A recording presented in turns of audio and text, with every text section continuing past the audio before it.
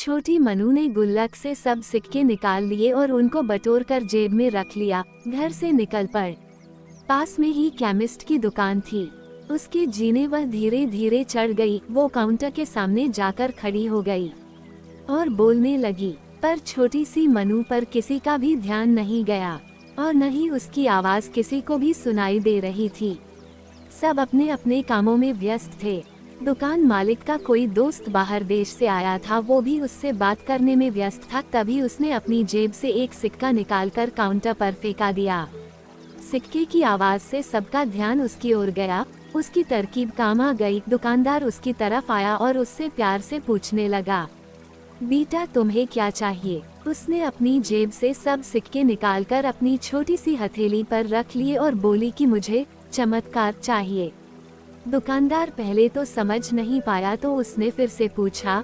वो बच्ची फिर से बोली कि मुझे चमत्कार चाहिए। दुकानदार हैरान होकर बोला, बेटा यहाँ दवाई मिलती है, चमत्कार नहीं मिलता। वो बच्ची बोली, अगर यहाँ दवाई मिलती है तो चमत्कार भी आपके यहाँ ही मिलने चाहिए। दुकानदार बोला, बेटा लेकिन आपसे यह किसने कहा कि यहाँ चमत्कार मिलत है?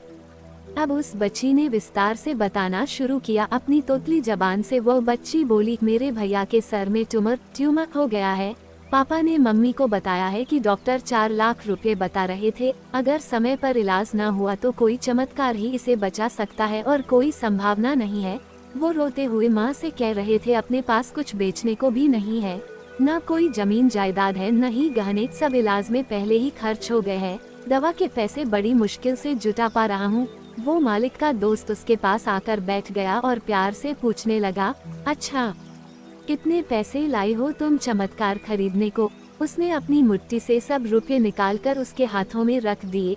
जब उसने वो रुपए गिने तो 21 रुपए 50 पैसे थे। वो व्यक्ति हंसने लगा और मनु से बोला, समझो तुमने चमत्कार खरीद लिया, चलो मुझे अपने भाई के पास ले चलो। वो व्यक्ति जो उस केमिस्ट का दोस्त था, अपनी छुट्टी बिताने भारत आया था और न्यूयॉर्क का एक प्रसिद्ध न्यूरो सर्जन था। उसने उस बच्चे का इलाज 21 रुपए 50 पैसे में किया और वो बच्चा सही भी हो गया। आखिर प्रभु ने मनु को चमत्कार बेच ही दिया। वो बच्ची बड़ी श्रद्धा से उसको खरीदने चली थी, वो उसको मिल गया। प्रभु सबके पालनहार है, उनकी मदद ऐसे ही चमत्कार के रूप में मिलती रहती है। बस आवश्यकता है तो सिर्फ सच्ची श्रद्धा की, क्योंकि परमात्मा संसार के कण कण। आशा करता हूँ ये वीडियो आपको अच्छी लगी होगी। ऐसे ही मजेदार वीडियो के लिए हमारे चैनल को सब्सक्राइब करें, लाइक करें और शेयर करें। मिलते हैं अगली वीडियो में। धन्यवाद।